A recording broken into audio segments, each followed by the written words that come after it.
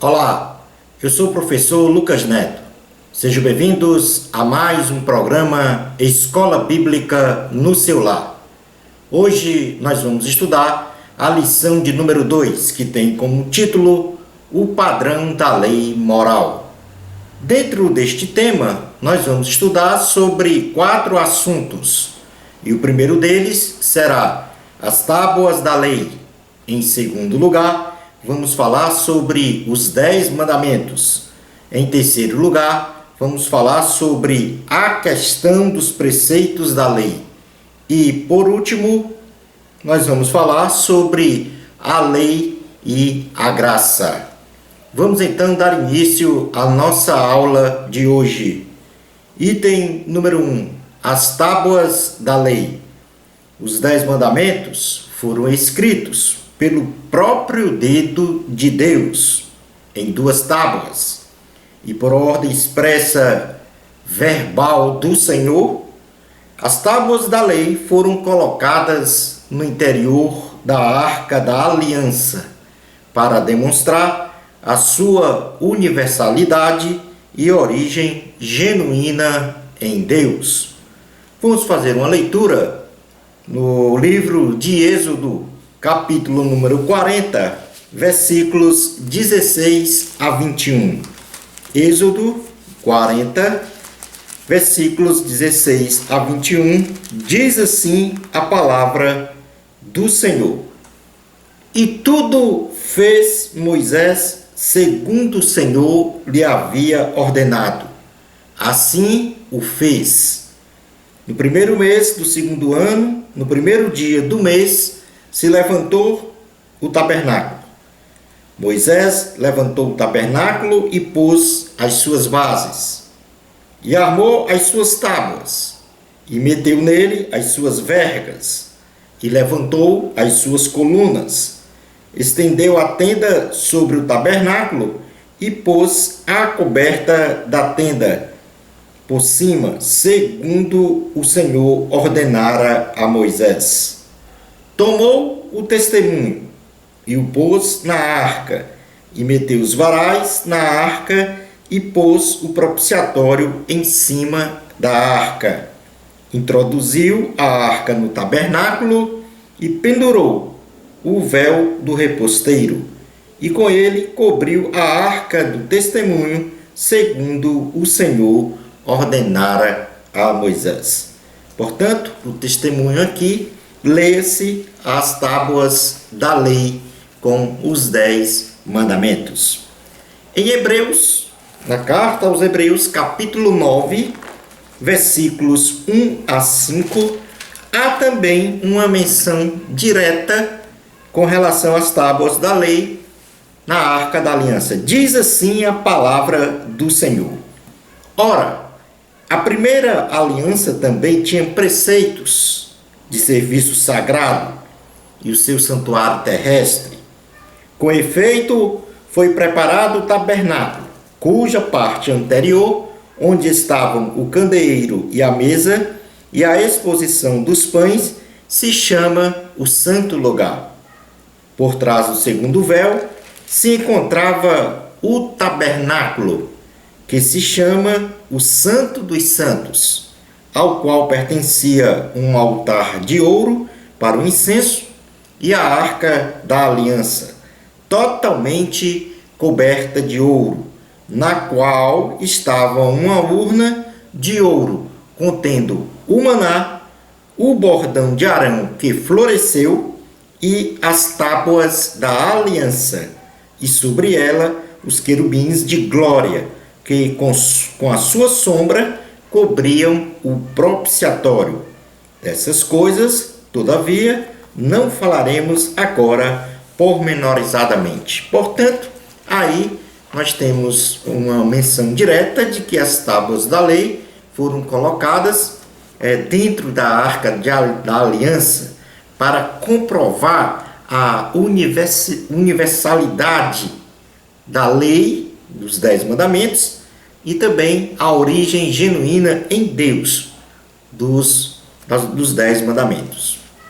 No cenário dos acontecimentos no Monte Sinai, nós vamos agora estudar sobre a cronologia da entrega feita pelo Senhor das tábuas da lei, com os 10 mandamentos, ao povo de Israel, pelo mediador Moisés. Então, o primeiro acontecimento é que Deus faz uma aliança com Israel. Israel, vindo do Egito, ele chega ao Monte Sinai. E Deus fala com Moisés e faz uma proposta de aliança entre ele e Israel. Moisés chama o povo, os anciãos, e expõe o que Deus falara a ele. Então o povo aceita a aliança com o Senhor e promete fazer tudo o que o Senhor mandar. Portanto, antes da entrega da aliança, ou melhor dizendo, das tábuas, com a lei dos 10 mandamentos, Deus faz uma aliança com Israel. Vamos fazer esta leitura no livro de Êxodo, capítulo de número 19, versículos 1 a 9. Diz assim a palavra do Senhor. No terceiro mês da saída dos filhos de Israel da terra do Egito, no primeiro dia desse mês, vieram ao deserto do Sinai. Tendo partido de Refidim, vieram ao deserto do Sinai, no qual se acamparam ali, pois se acampou Israel em frente do monte.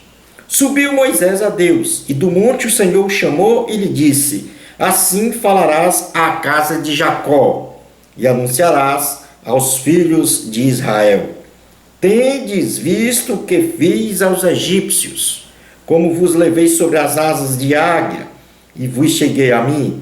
Agora, pois, se diligentemente ouvirdes a minha voz, e guardardes a minha aliança, então sereis a minha propriedade peculiar dentre todos os povos, porque toda a terra é minha. Vós me sereis reino de sacerdotes e nação santa.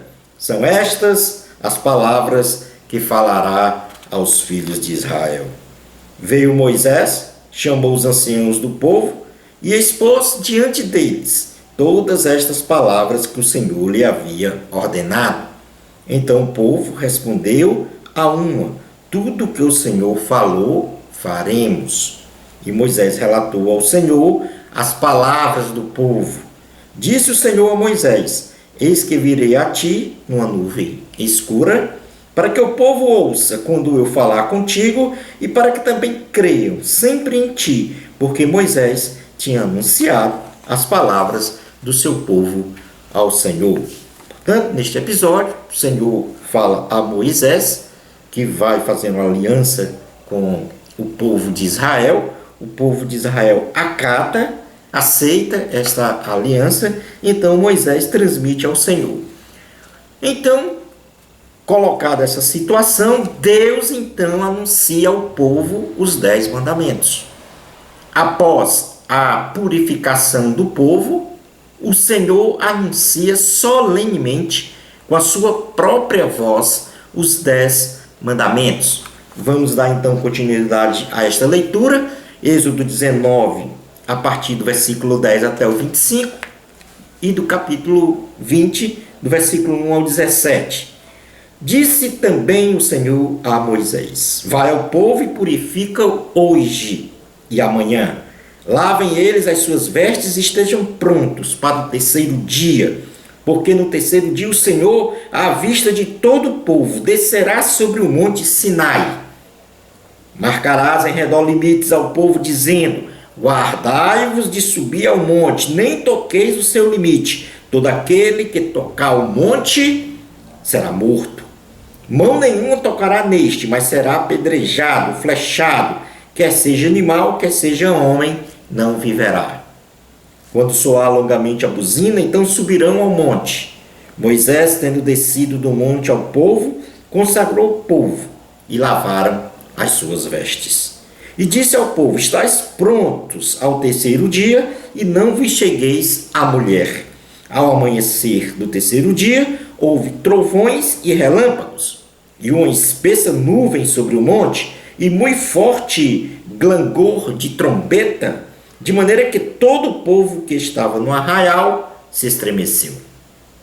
E Moisés levou o povo fora do arraial, ao encontro de Deus, e puseram-se ao pé do monte. Todo o monte Sinai fumegava, porque o Senhor descera sobre ele em fogo. A sua fumaça subiu como fumaça de uma fornalha, e todo o monte tremia grandemente.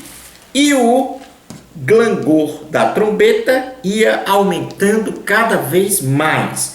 Moisés falava e Deus lhe respondia no trovão. Descendo o Senhor para o cimo do monte Sinai, chamou o Senhor a Moisés para o cimo do monte. Moisés subiu, e o Senhor disse a Moisés: desce, adverte ao povo que não traspasse o limite até o Senhor para vê-lo, a fim de muitos deles não perecerem. Também os sacerdotes que se chegam ao Senhor se hão de consagrar, para que o Senhor não os fira. Então disse Moisés ao Senhor: o povo não poderá subir ao monte Sinai, porque tu nos advertistes, dizendo: marca limites ao redor do monte e consagra-o. E replicou-lhe o Senhor: vai, desce, depois subirás tu e Arão contigo. Os sacerdotes, porém, e o povo não traspassem o limite para subir ao Senhor, para que não os fira. Desceu, pois, Moisés ao povo e lhe disse tudo isso.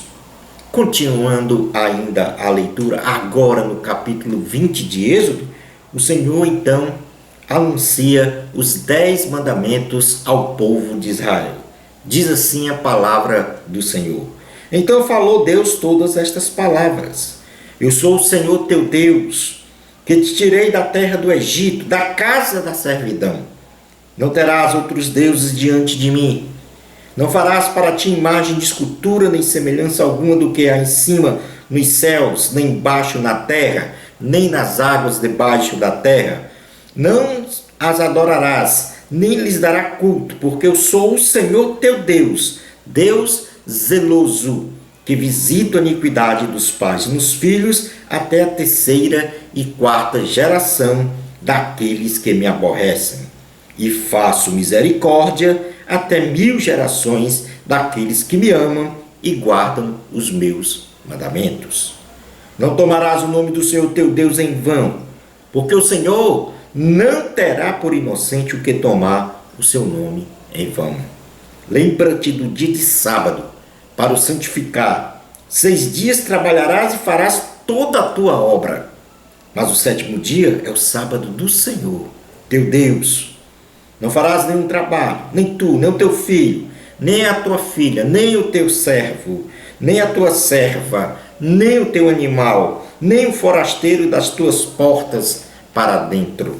Porque em 6 dias fez o Senhor os céus e a terra, o mar e tudo que neles há, e ao 7º dia descansou.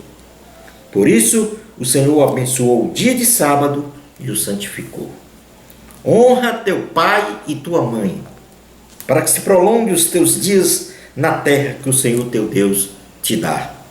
Não matarás, não adulterarás, não furtarás, não dirás falso testemunho contra o teu próximo, não cobiçarás a casa do teu próximo, não cobiçarás a mulher do teu próximo, nem o seu servo, nem a sua serva, nem o seu boi, nem o seu jumento, nem coisa alguma que pertença ao teu próximo. Portanto, neste episódio, o Senhor anuncia a lei moral dos 10 mandamentos. Após este anúncio, o Senhor então entrega as tábuas de pedra a Moisés. O Senhor chama Moisés ao cimo do monte Sinai e lá entrega a ele, gravadas em tábuas de pedra, todas as palavras proferidas pelo Senhor ao povo de Israel. Vamos fazer esta leitura no livro de Deuteronômio, capítulo de número 9, versículo 7 ao 11.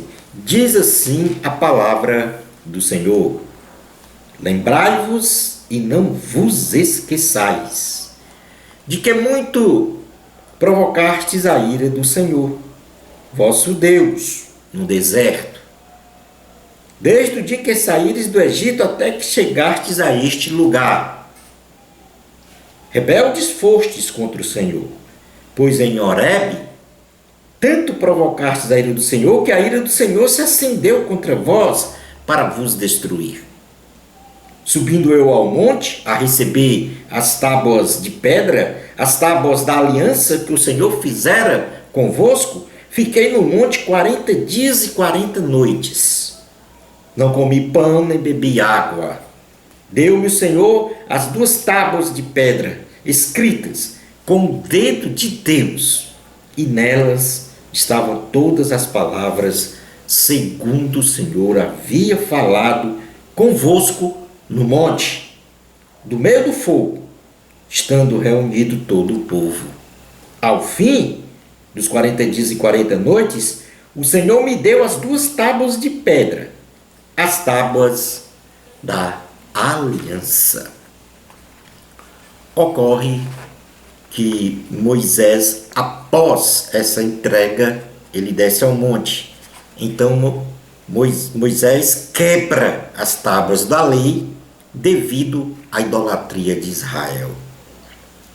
Israel, um povo de dura cerviz, imaginara que Moisés havia morrido devido à demora dele em descer do Monte Sinai, por um decurso de 40 dias e 40 noites. Então, o povo de Israel fabrica a imagem de um bezerro fundido para adorá-lo, provocando então a ira do Senhor, exatamente pela quebra do 2º mandamento anunciado. Moisés desce do monte por ordem do Senhor e destrói a imagem do bezerro e intercede pelo povo em oração. Vamos continuar fazendo a leitura ainda de Deuteronômio capítulo 9, versículos 12 a 29. Diz assim a palavra do Senhor: E o Senhor me disse: Levanta-te, desce depressa daqui, porque o teu povo que tiraste do Egito já se corrompeu. Cedo se desviou do caminho que lhe ordenei, imagem fundida para si fez. Falou-me ainda o Senhor dizendo: Atentei para este povo, e eis que ele é povo de dura cerviz. Deixa-me que eu destrua e apague o seu nome de debaixo dos céus, e te faça a ti nação mais forte e mais numerosa do que esta. Então me virei e desci do monte, e o monte ardia em fogo. As 2 tábuas da aliança estavam em ambas as minhas mãos. Olhei, e eis que havíeis pecado contra o Senhor vosso Deus. Tinhais feito para vós outros um bezerro fundido. Cedo vos desviaste do caminho que o Senhor vos ordenara. Então peguei as 2 tábuas e as arrojei das minhas mãos e as quebrei ante os vossos olhos. Prostrado estive perante o Senhor como dantes, 40 dias e 40 noites. Não comi pão e não bebi água, por causa de todo o vosso pecado que havíeis cometido, fazendo mal aos olhos do Senhor, para provocar a ira, pois temia por causa da ira e do furor com que o Senhor tanto está virado contra vós, outros para vos destruir. Porém, ainda desta vez o Senhor me ouviu. O Senhor se irou muito contra Arã para o destruir, mas também orei por Arão ao mesmo tempo. Porém, tomei o vosso pecado, o bezerro que tinhas feito, e o queimei, e o esmaguei, moendo-o bem, até que se desfez em pó, e o seu pó lancei no ribeiro que descia do monte. Também em Taberá, em Massá, e em Quibrote, Avatá, provocastes muito a ira do Senhor. Quando também o Senhor vos enviou de Cades Barnea, dizendo: Subi e possui a terra que vos deis. Rebeldes fostes ao mandado do Senhor vosso Deus, e não crestes, e não obedecestes a sua voz. rebelde fostes contra o Senhor, desde o dia em que vos conheci. Prostrei-me, pois, perante o Senhor, e 40 dias e 40 noites estive prostrado, porquanto o Senhor dissera que vos queria destruir. Orei ao Senhor, dizendo: ó Senhor Deus, não destruas o teu povo e a tua herança que resgatastes com a tua grandeza, que tirastes do Egito com poderosa mão. Lembra-te dos teus servos Abraão, Isaque e Jacó. Não atentes para a dureza deste povo, nem para a sua maldade, nem para o seu pecado, para que o povo da terra de onde nos tirastes não diga, não tendo podido o Senhor introduzi-los na terra de que lhes tinha falado, e porque os aborrecia, os tirou para matá-los no deserto. Todavia, são eles o teu povo e a tua herança, que tiraste com a tua grande força e com o braço estendido. Portanto, neste episódio, nós percebemos que Israel faz um bezerro de ouro para adorar como um Deus. Moisés desce do monte indignado, quebra as tábuas da aliança, mas mesmo assim ora a Deus, pedindo misericórdia por aquele pecado cometido pelo povo de Israel, o da idolatria.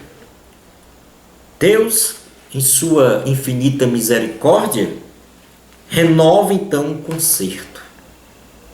Atende a Moisés e entrega pela segunda vez as tábuas da lei. Deus ordena a Moisés para subir ao monte, novamente, com o intuito de receber pela segunda vez as tábuas da lei, com o teor dos mesmos mandamentos escritos nas primeiras tábuas, que foram quebradas para perpétua obediência. Deuteronômio capítulo 10, versículos 1 a 5 diz assim: Naquele tempo me disse o Senhor: lavra 2 tábuas de pedra, como as primeiras, e sobe a mim ao monte e faze uma arca de madeira. Escreverei nas 2 tábuas as palavras que estavam nas primeiras que quebraste, e as porás na arca. Assim fiz uma arca de madeira de acácia. Lavrei 2 tábuas de pedra, como as primeiras, e subiu ao monte com as 2 tábuas na mão.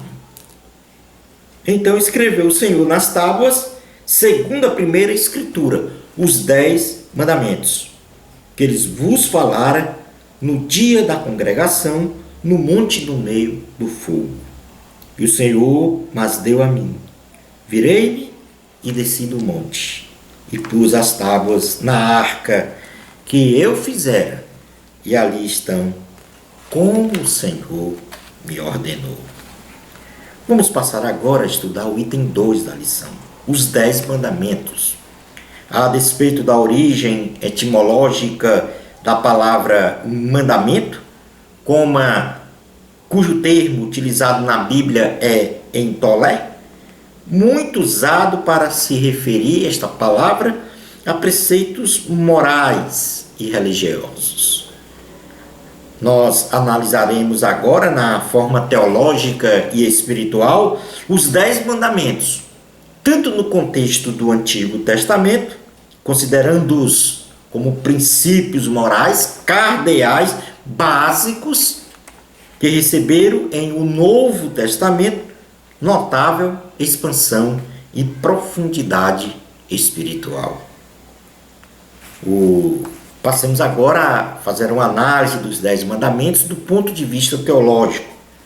Os 10 mandamentos, como já frisamos, carregam em seu bojo sólidos princípios morais, de ordem absoluta, que dão base para qualquer comportamento humano, tanto no plano social como no plano religioso. E ainda no ordenamento das leis humanas. Estes 10 mandamentos, eles são apresentados em 2 conjuntos, sendo o primeiro conjunto teológico composto do 1º ao 4º mandamento, que dispõe sobre valores de fidelidade e amor para uma plena relação entre Deus e o homem. E o segundo conjunto, ético, composto do 5º ao 10º mandamento, que dispõe sobre valores de respeito e de amor para uma plena relação entre o homem e o seu próximo. Jesus classificou toda a lei de Deus em um só ensinamento. É o que nós vamos ver agora em Mateus, capítulo 22, versículos 34 a 40. Mateus, capítulo 22, versículo 34 a 40, diz assim: Entretanto, os fariseus, sabendo que ele fizera calar os saduceus, reuniram-se em conselho, e um deles, intérprete da lei, experimentando-lhe, perguntou: Mestre, qual é o grande mandamento na lei?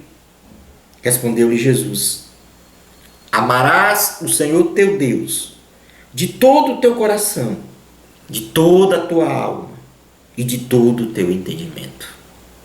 Este é o grande e primeiro mandamento.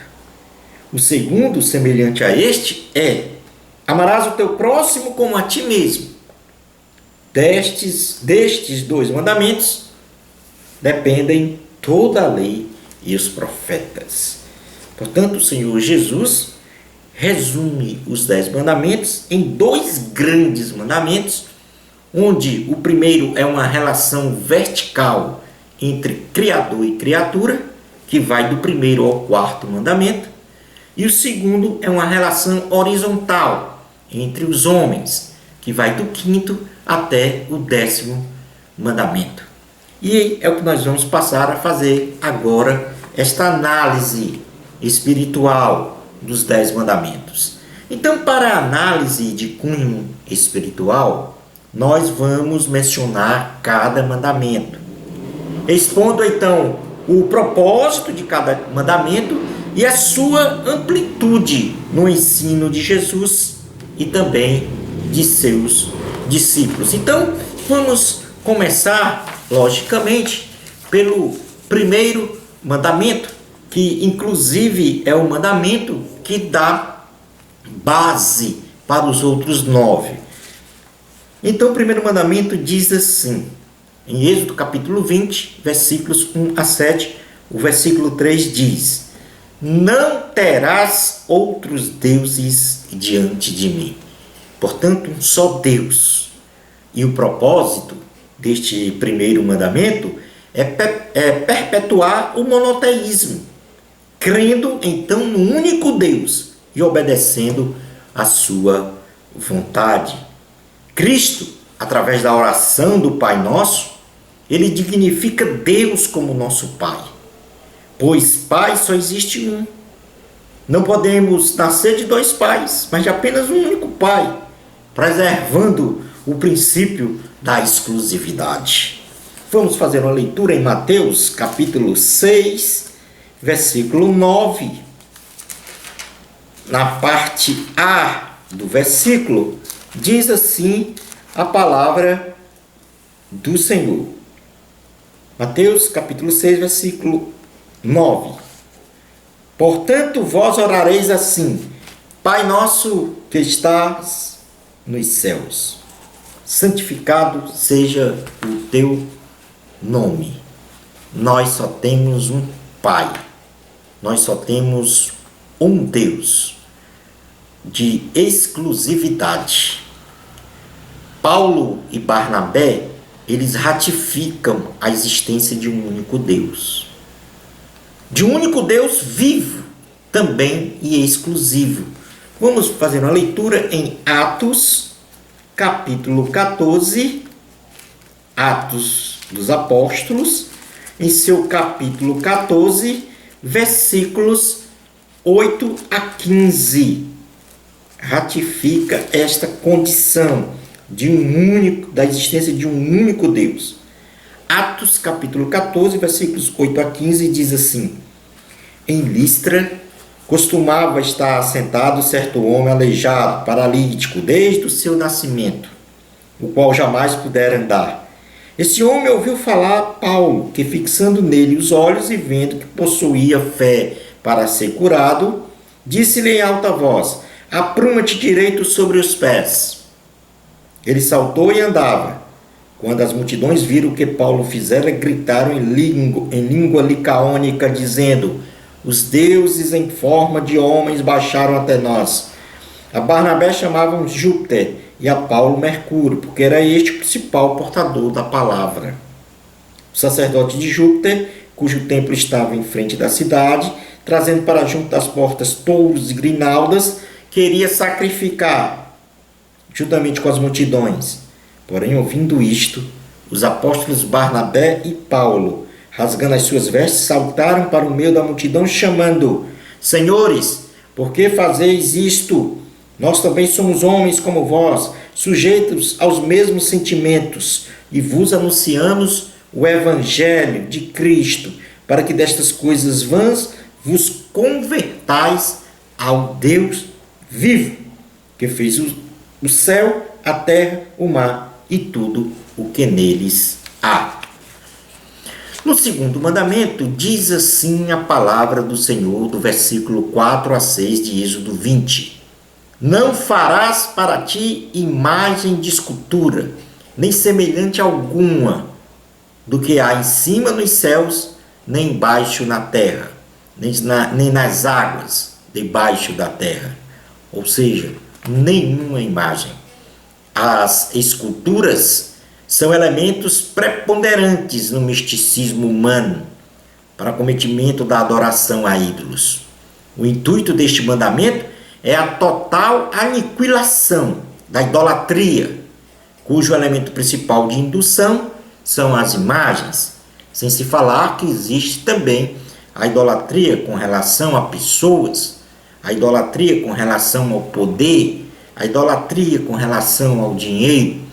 Então, o Senhor não permite de forma nenhuma que haja este pecado de idolatria. Ele não admite.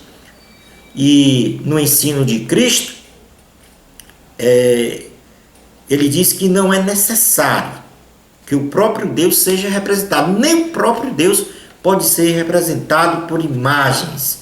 Então, o que dizer dos falsos deuses quanto a uma representação por imagens de escultura? É o que nós podemos ler em Mateus, capítulo 6, versículo 6. Mateus, capítulo 6, versículo 6, quando ele diz assim: tu, porém, quando orares, entra no teu quarto e, fechada a porta, orarás a teu Pai, que está em secreto. E teu Pai, que vem em secreto, te recompensará. Portanto, nós não temos que orar, nem nos dirigirmos a qualquer tipo de imagem, de escultura, para realizar pedidos. E, ao mesmo tempo, também não temos que nos dobrar à questão da ganância, do dinheiro, do poder, ou seja, idolatrar algo ou alguém em detrimento do próprio Deus. O apóstolo João, ele afirma que nós devemos nos guardar dos ídolos. Na primeira carta de João, em seu capítulo 5, versículos 20 e 21, o apóstolo João, ele diz que Cristo é o verdadeiro Deus e somente ele deve ser adorado. Diz assim a palavra do Senhor, primeira epístola de João, capítulo 5, versículos 20 e 21. Também sabemos que o Filho de Deus é vindo e nos tem dado entendimento para reconhecermos o verdadeiro. E nós estamos no verdadeiro, em seu Filho, Jesus Cristo. Este é o verdadeiro Deus e a vida eterna. Filhinhos, guardai-vos dos ídolos. O terceiro mandamento, nesta relação entre o homem e Deus, diz assim no versículo 7 de Êxodo 20: não tomarás o nome do Senhor teu Deus em vão, porque o Senhor não terá por inocente o que tomar o seu nome em vão. Nenhuma blasfêmia. Este mandamento nos remete a mantermos de forma reverente o respeito ao que é sagrado e às coisas de Deus, afastando qualquer tipo de profanação ao nome de Deus. Jesus nos diz que o nome de Deus deve ser reverenciado, honrado e, sobretudo, santificado. O nome de Deus é sagrado e não podemos utilizá-lo perniciosamente. Mateus capítulo 6, versículo 9, na parte B. Mateus capítulo 6, versículo 9, na parte B, o Senhor Jesus diz assim na oração dominical: santificado seja o teu nome. Ou seja, o nome de Deus é santo. Tiago nos diz que não devemos jurar em nome de Deus, pois poderemos cair em juízo. Nós temos que ter palavra. Sim, sim, não, não. Tiago, capítulo 5, versículo 12. Diz assim a palavra do Senhor. Carta a Tiago, escrita pelo apóstolo Paulo, em seu capítulo 5, versículo 12, diz assim a palavra do Senhor. Acima de tudo, porém, meus irmãos, não jureis nem pelo céu, nem pela terra, nem por qualquer outro voto. Antes seja o vosso sim, sim, e o vosso não, não, para não cairdes em juízo. Como quarto mandamento nesta relação entre o homem e Deus, diz o Senhor, no versículos 8 a 11, lembra-te do dia de sábado, para o santificar. 6 dias trabalharás e farás toda a tua obra. Mas o 7º dia é o sábado do Senhor. Ou seja, o propósito deste mandamento é manter o princípio para o descanso físico, para a reflexão e para a adoração a Deus. O sábado para os judeus deveria ser um dia santo, que deveria ser guardado, porque o Senhor livrou-os da escravidão no Egito. Deuteronômio capítulo 5, versículos, vamos ler do versículo 12 ao 15. Deuteronômio capítulo 5, versículos 12 a 15, diz assim a palavra do Senhor: guarda o dia de sábado, para o santificar, como te ordenou o Senhor teu Deus. 6 dias trabalharás e farás toda a tua obra, mas o 7º dia é o sábado do Senhor teu Deus. Não farás nenhum trabalho, nem tu, nem o teu filho, nem a tua filha, nem o teu servo, nem a tua serva, nem o teu boi, nem o teu jumento, nem animal algum teu, nem o estrangeiro das tuas portas para dentro, para que o teu servo e a tua serva descansem como tu. Porque te lembrarás que foste servo na terra do Egito, e o que o Senhor teu Deus te tirou dali com mão poderosa e braço estendido, pelo que o Senhor teu Deus te ordenou que guardasses o dia de sábado. Passando agora para o segundo conjunto dos mandamentos, agora na relação do homem com o homem, numa relação horizontal, uma relação interpessoal, ele diz como quinto mandamento: honra teu pai e tua mãe, para que se prolonguem os teus dias na terra, que o Senhor teu Deus te dá. Isso está no versículo 12. Portanto, nós temos que honrar os nossos genitores. E o propósito é promover um total e restrito respeito aos pais, pois são os representantes de Deus e mediadores da família. Jesus ele amplia este mandamento, inclusive, dizendo que nós devemos honrar a todos.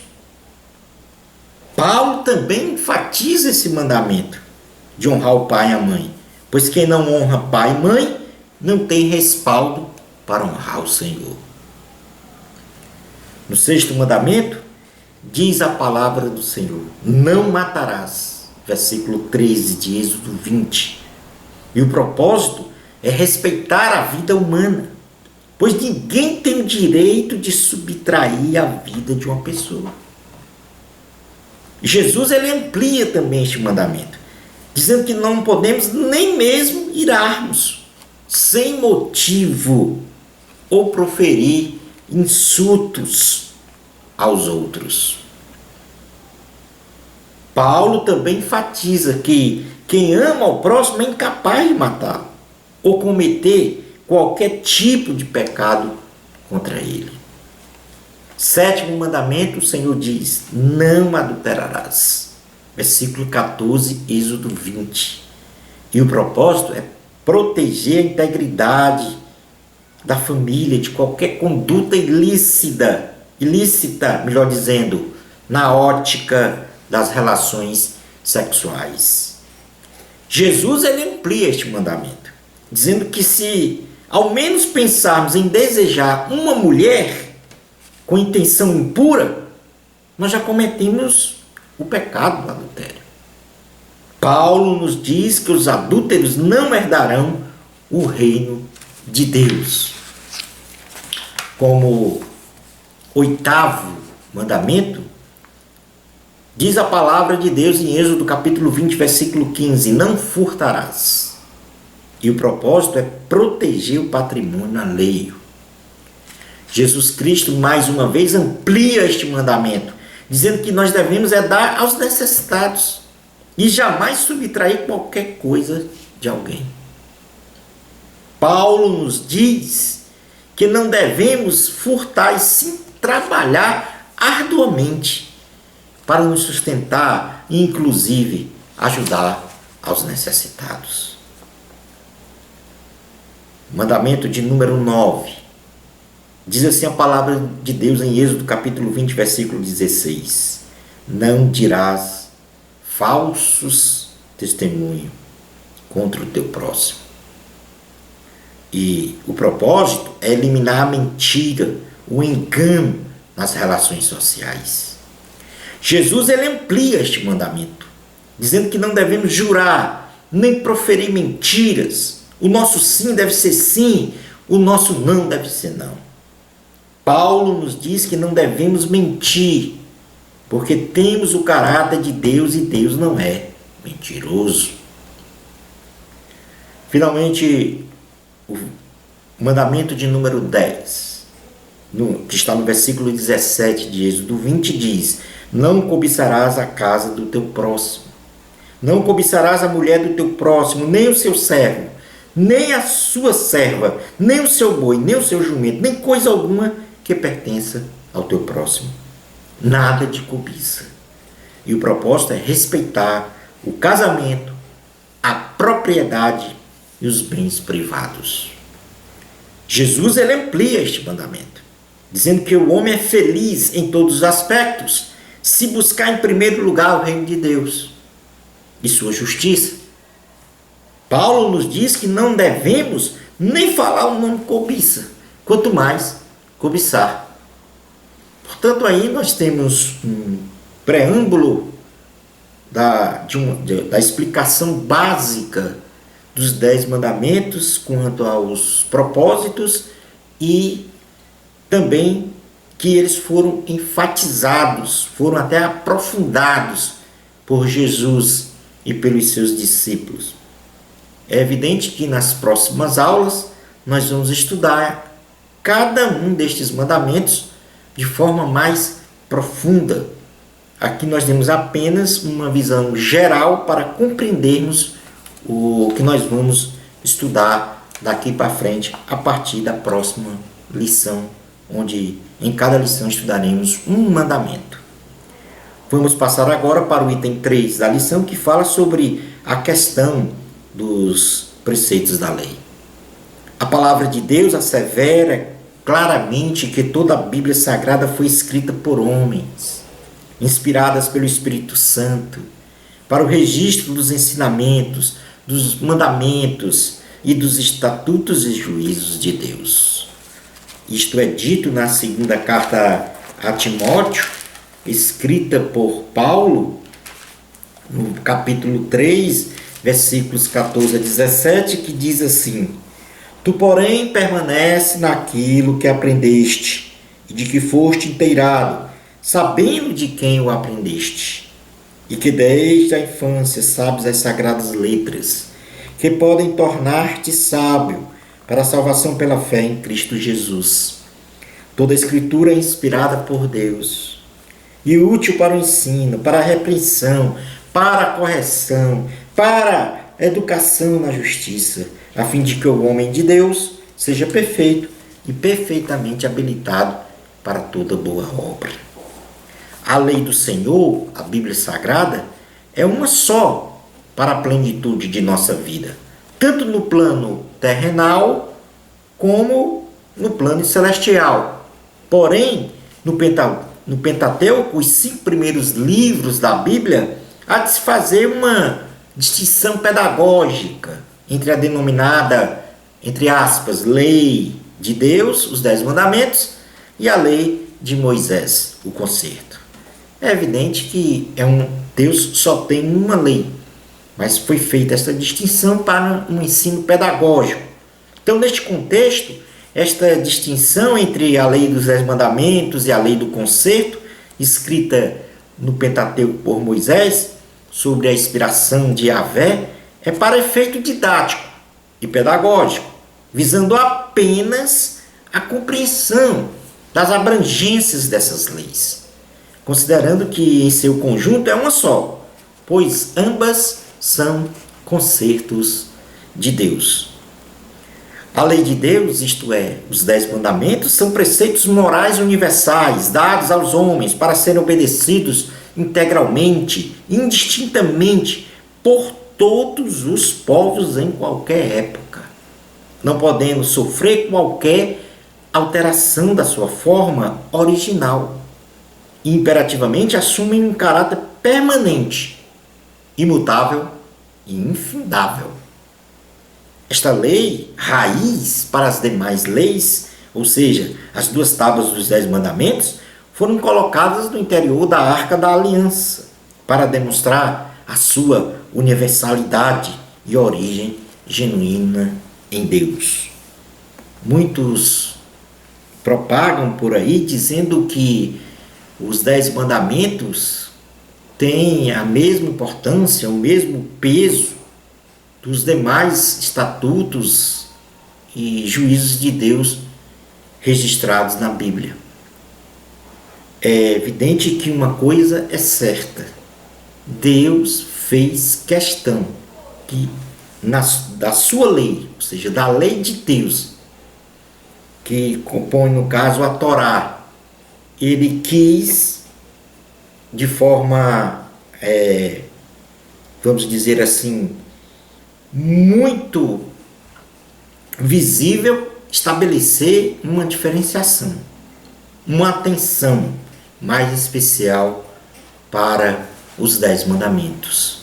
E esta atenção ele simbolizou através da entrega das tábuas da lei a Moisés e a ordem, a sua verbalização de que Moisés deveria colocar as tábuas da lei dentro da Arca da Aliança, pois a Arca da Aliança representa o próprio Deus.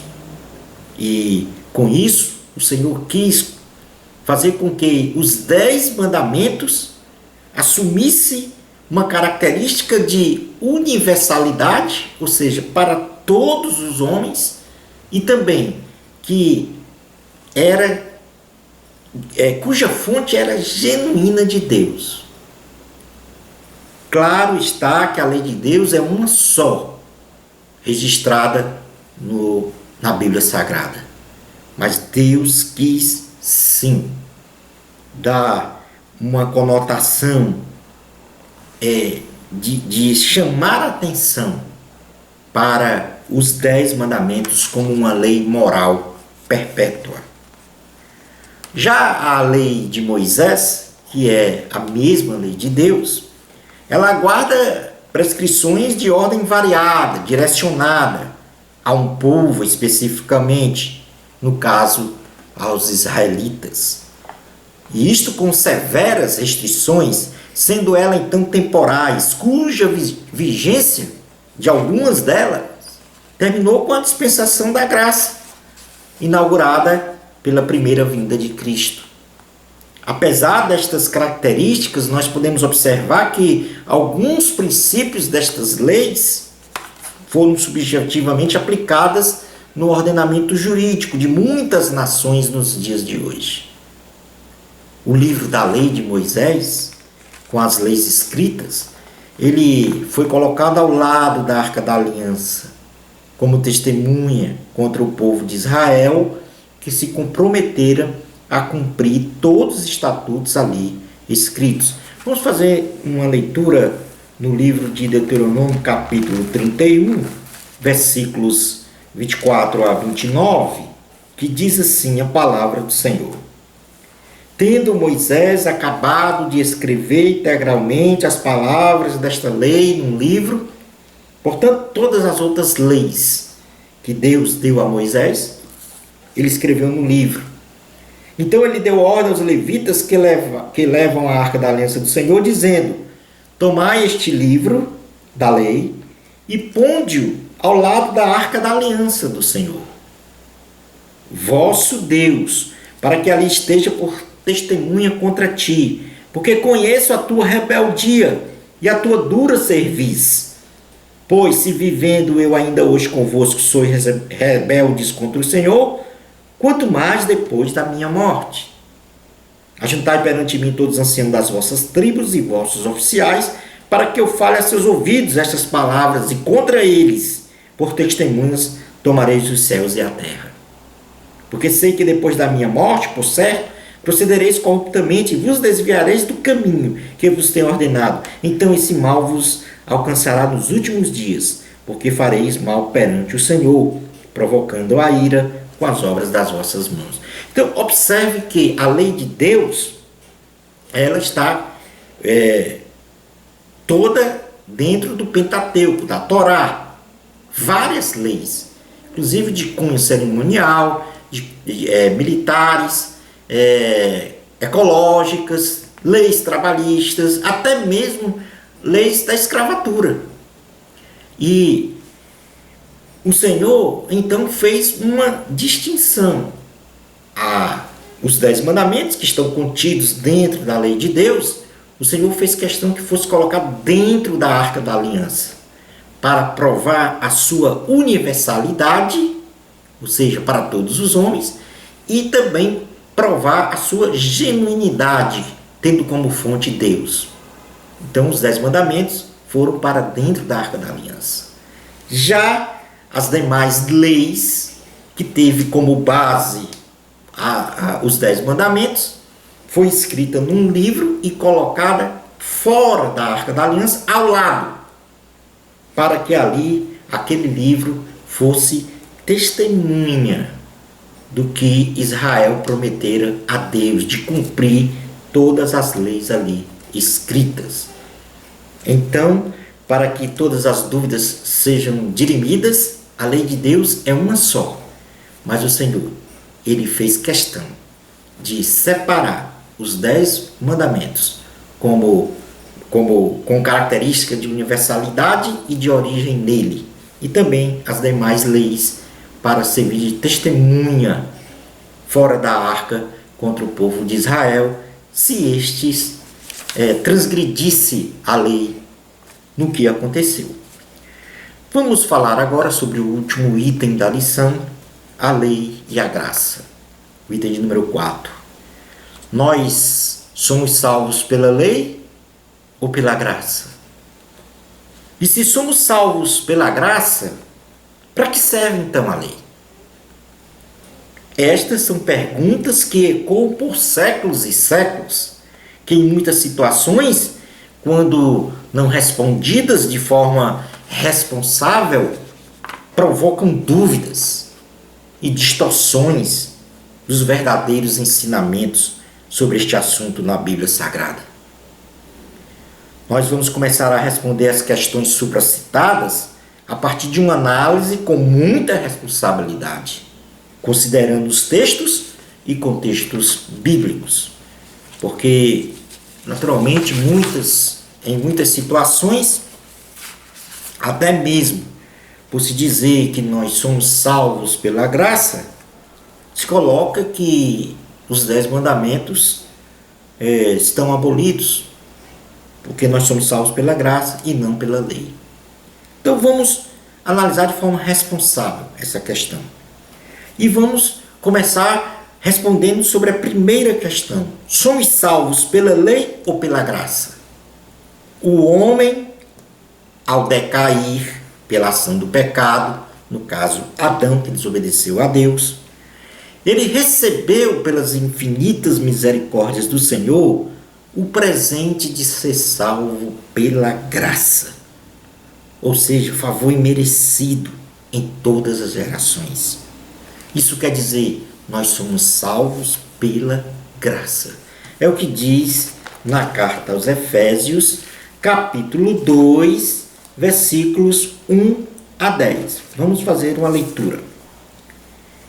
Ele, Jesus, vos deu vida, estando vós mortos nos vossos delitos e pecados, nos quais andastes outrora, segundo o curso deste mundo, segundo o príncipe da potestade do ar, do Espírito, que agora atua nos filhos da desobediência, entre os quais também todos nós andamos outrora, segundo as inclinações da nossa carne, fazendo a vontade da carne e dos pensamentos, e éramos, por natureza, filhos da ira, como também os demais. Mas Deus, sendo rico em misericórdia por causa do grande amor com que nos amou, e estando nós mortos em nossos delitos, nos deu vida juntamente com Cristo. Pela graça sois salvos. E juntamente com Ele nos ressuscitou e nos fez assentar nos lugares celestiais em Cristo Jesus, para mostrar nos séculos vindouros a suprema riqueza da sua graça, em bondade para conosco, em Cristo Jesus. Porque pela graça sois salvos, mediante a fé. E isto não vem de vós, é dom de Deus, não de obras, para que ninguém se glorie. Pois somos feitura dele, criados em Cristo Jesus para boas obras, as quais Deus de antemão preparou para que andássemos nela. Se não fosse pelo incomparável amor de Deus, a humanidade teria parado a sua progressão e desenvolvimento na desobediência de Adão e Eva. Desde Adão até Jesus voltar, a salvação do homem sempre será pela graça e não pelas obras da lei. Mas agora nós vamos para a segunda pergunta. Vamos responder a segunda pergunta. E se somos salvos pela graça, para que serve a lei? Então nós vamos primeiro estabelecer quais são os propósitos da lei, os objetivos da lei. Em primeiro lugar, estabelecer um padrão moral de conduta para o homem. A lei tem como objetivo, primeiro, estabelecer um padrão moral de conduta para o homem. Todos os estatutos, mandamentos, ordens e juízos do Senhor são santos, justos e bons, pois servem de espelho e referencial para apontar a conduta que o homem deve ter diante de Deus e dos homens, para bem viver. É o que está escrito em Deuteronômio, capítulo de número 6, versículos 20 a 25. Diz assim a palavra do Senhor: quando teu filho no futuro te perguntar dizendo: que significam os testemunhos, estatutos e juízos que o Senhor nosso Deus vos ordenou, portanto aqui é a lei, então dirás a teu filho: éramos servos de Faraó no Egito, porém o Senhor de lá nos tirou com poderosa mão. Aos nossos olhos fez o Senhor sinais e maravilhas, grandes e terríveis contra o Egito e contra Faraó e toda a sua casa. E dali nos tirou, para nos levar e nos dar a terra que sob juramento prometeu a nossos pais. O Senhor nos ordenou cumpríssemos todos estes estatutos e temêssemos o Senhor, nosso Deus, para o nosso perpétuo bem, para nos guardar em vida, como tem feito até hoje. Será por nós justiça quando tivermos cuidado de cumprir todos estes mandamentos perante o Senhor nosso Deus, como nos tem ordenado. Portanto, Deus tem como objetivo nos 10 mandamentos, em primeiro lugar, estabelecer um padrão moral de conduta para o homem. Em segundo lugar, identificar o pecado e suas consequências por intermédio da lei. O pecado, ele é maligno e, como tal, sua prática deve ser rejeitada pelo homem, pois o pecado gera morte física e, sobretudo, espiritual. De modo que a lei de Deus expõe a malignidade do pecado, mas também aponta o caminho absoluto do perdão deste pecado. Vamos fazer a leitura na carta aos Romanos, capítulo 7, versículos 14 a 21, que diz assim a palavra do Senhor. Romanos, carta aos Romanos, está aqui depois do livro de Atos, em seu capítulo 7, versículos 14 a 21, diz assim a palavra do Senhor. Porque bem sabemos que a lei é espiritual. Eu, todavia, sou carnal, vendido à escravidão do pecado. Porque nem mesmo compreendo o meu próprio modo de agir, pois não faço o que prefiro, e sim o que detesto. Ora, se faço o que não quero, consinto com a lei que é boa. Neste caso, quem faz isto já não sou eu, mas o pecado que habita em mim. Porque eu sei que em mim, isto é, na minha carne, não habita bem nenhum, pois o querer o bem está em mim, não porém o efetuá-lo. Porque não faço o bem que prefiro, mas o mal que não quero, esse faço. Mas se eu faço o que não quero, já não sou eu quem o faz, e sim o pecado que habita em mim. Então, ao querer fazer o bem, encontro a lei de que o mal reside em mim. Ou seja, porque no tocante ao homem interior, tenho prazer na lei de Deus. Mas vejo nos meus membros outra lei, que guerreando contra a lei da minha mente, me faz prisioneiro da lei do pecado que está nos meus membros. Desventurado homem quem sou! Quem me livrará do corpo desta morte? Graças a Deus por Jesus Cristo, nosso Senhor. De maneira que eu de mim mesmo, com a mente, sou escravo da lei de Deus, mas segundo a carne, da lei do pecado. Portanto, o apóstolo Paulo aqui coloca de que a lei mostra para ele o pecado que há nele, nos seus membros. Mas que pela misericórdia de Deus, pela graça, ele é salvo em Cristo Jesus. Então, a lei também tem este propósito: identificar o pecado e suas consequências por intermédio da própria lei. E, em último lugar, a lei tem um propósito de revelar o amor e a santidade de Deus.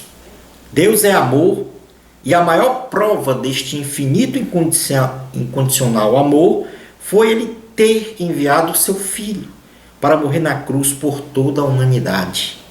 onde pelo precioso sangue de Jesus os nossos pecados foram redimidos. Pelos atributos morais de Deus revelados em sua palavra, nós temos o referencial único e máximo para lapidarmos o nosso caráter. O nosso comportamento moral e social na sociedade. E também é evidente que a santidade de Deus, ela nos remete a uma reflexão e busca de sua santidade para sermos iguais a Ele. O Senhor disse: sede santos, porque eu sou santo. Portanto, a lei moral, os 10 mandamentos, ou a lei de Deus em si, ela é, sim, uma referência para nós. A graça é superior à lei. Considerando que o pecado é definido biblicamente como a transgressão da lei e que o salário do pecado é a morte, a lei assume um papel preponderante de ser um espelho, como nós já falamos, uma referência para apontar o pecado. Logo, quem comete pecado está debaixo da lei. E se a lei fosse abolida, nós perderíamos o referencial de pecado e ficaríamos com este conceito insuficientemente apenas gravado em nossa consciência e coração. Ou seja, se não fosse a lei, qual seria o referencial de pecado que nós teríamos? Apenas o que está gravado na nossa consciência. E esta é insuficiente. Porque o homem, apesar de ter na sua consciência em saber o bem e o mal, ele pratica o mal. Romanos capítulo 7, versículos 7 a 13, diz assim: que diremos, pois? É a lei pecado? De modo nenhum. Mas eu não teria conhecido pecado, senão por intermédio da lei. Pois não teria eu conhecido a cobiça, se a lei não dissera, não cobiçarás. Mas o pecado, tomando ocasião pelo mandamento, despertou em mim toda sorte de concupiscência, porque sem lei está morto o pecado. Outrora, sem a lei, eu vivia, mas sobrevindo o preceito, reviveu o pecado e eu morri. E o mandamento que me fora para a vida, verifiquei que este mesmo se me tornou para a morte. Porque o pecado, prevalecendo-se do mandamento, pelo mesmo mandamento, me enganou e me matou. Por conseguinte, a lei é santa, e o mandamento santo, justo e bom. Acaso o bom se tornou em morte? De modo nenhum. Pelo contrário, o pecado, para revelar-se como pecado por meio de uma coisa boa, causou-me a morte, a fim de que pelo mandamento se mostrasse sobremaneira maligno. Porque bem sabemos que a lei é espiritual. Eu, todavia, sou carnal, vendido à escravidão do pecado. Portanto, a lei, ela aponta em nós o pecado. Quando me deparo com a leitura da palavra de Deus, ela expressa de forma clara o que é a transgressão da lei. Portanto, é importante. Mas a graça de Deus, ela é superior à lei. Porém, Jesus, como muitos dizem, não aboliu a lei. Ao contrário, ele cumpriu a lei e assim guardamos a lei não para sermos salvos. Nós não guardamos a lei para sermos salvos. Guardamos a lei porque já somos salvos em Cristo Jesus. Aleluia! Porque somos salvos em Cristo Jesus, nós cumprimos a lei. Por isso nós não estamos debaixo da lei, e sim debaixo da graça. Porém, se eu peco, eu passo a estar debaixo da lei e das suas consequências. Pela graça somos salvos. E quando estamos debaixo da graça, debaixo da vontade do Senhor Jesus, a lei não tem poder sobre nós. A lei não pode nos matar. Por isso que Paulo diz que a letra mata. Ou seja, se eu estou em pecado, estou debaixo da lei, estou morto. Porque a lei preceitua consequências para a transgressão desta própria lei que é o pecado, como é definido na Bíblia. Portanto, se estou debaixo da graça do Senhor Jesus, estou livre da lei. É a mesma coisa. Por exemplo, se eu venho a dirigir um veículo e atravesso o sinal vermelho, a lei determina que quem atravessa o sinal vermelho será multado e, consequentemente, também estará sujeito a um acidente. Então, eu estou debaixo da lei. Estou morto por causa daquela lei. Porém, se eu obedeço o sinal vermelho, paro e só prossigo com o sinal verde, eu não estou debaixo da lei. Eu estou debaixo da graça. Mateus capítulo 19, versículos 16 a 22, diz assim a palavra do Senhor. Mateus 19, 16 a 22. E eis que alguém, aproximando-se de Jesus, lhe perguntou: Mestre, que farei eu de bom para alcançar a vida eterna? Respondeu-lhe Jesus: Por que me perguntas acerca do que é bom? Bom só existe um. Se queres, porém, entrar na vida, guarda os mandamentos. E ele lhe perguntou: Quais? Respondeu Jesus: Não matarás, não adulterarás, não furtarás, não dirás falso testemunho. Honra o teu pai e tua mãe, e amarás o teu próximo como a ti mesmo. Replicou-lhe o jovem: Tudo isso tenho observado. Que me falta ainda? Disse-lhe Jesus: Se queres ser perfeito, vai, vende os teus bens, dá aos pobres e terá um tesouro no céu. Depois vem e segue-me. Tendo, porém, o jovem ouvido esta palavra, retirou-se triste, por ser dono de muitas propriedades. Isto quer dizer que o coração deste jovem estava na riqueza, na idolatria do dinheiro. E, portanto, este jovem estava debaixo da lei, não da graça do Senhor. É evidente que não precisamos observar os 613 preceitos divinos exarados no Pentateuco.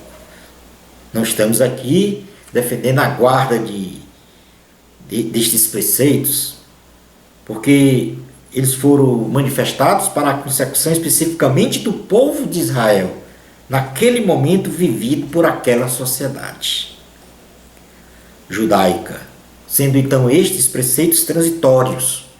Porém, os princípios divinos, morais, são atemporais. Eles não são transitórios e devem ser observados como referência e padrão de comportamento do homem. Vamos ver aqui no livro de Salmos, no Salmo 1, no Salmo de número 1, melhor dizendo, no versículo 1 e 2 diz assim: Bem-aventurado, feliz o homem que não anda no conselho dos ímpios, não se detém no caminho dos pecadores, nem se assenta na roda dos escarnecedores. Antes o seu prazer está na lei do Senhor, e na sua lei medita de dia e de noite. Portanto, prazer na lei. Vamos ler aqui o Salmo 119, que fala sobre a palavra, sobre a lei. Vamos ler apenas do versículo 1 a 8. Bem-aventurados os irrepreensíveis no seu caminho, que andam na lei do Senhor. Bem-aventurados os que guardam as suas prescrições e o buscam de todo o coração. Não praticam iniquidade e andam nos seus caminhos.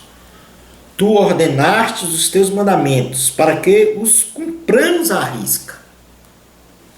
Tomara seja firmes os meus passos, para que observe os teus preceitos. Então não terei de que me envergonhar quando considerar em todos os teus mandamentos. Render-te-ei graças com integridade de coração, quando tiver aprendido os teus retos juízos.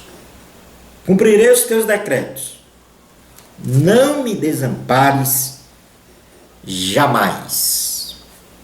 João, capítulo 14, versículo 15, diz assim a palavra do Senhor: se me amais, guardareis os meus mandamentos. Portanto, de todo este estudo que nós fizemos entre a lei e a graça, somos salvos pela graça de Jesus. E porque somos salvos pela graça, nós cumprimos a vontade de Deus. E não o contrário. Cumprir a vontade de Deus para ser salvo. Não. Porque somos salvos, nós cumprimos a vontade do Senhor. Concluindo a nossa aula de hoje. Na condição de sermos salvos da condenação eterna, é que obedecemos rigorosamente à vontade de Deus. Ou seja, somos salvos porque temos o caráter do Senhor Jesus em nós. E por causa desta graça de ter Jesus, o caráter de Jesus em nós, nós somos obedientes ao Senhor. Não obedecemos aos preceitos divinos para sermos salvos, mas por sermos salvos, nós obedecemos à vontade de Deus. Louvado seja o Senhor Jesus. Uma bênção especial de Deus para você. Amor a Cristo. Até o nosso próximo programa Escola Bíblica no seu lar, se Deus permitir.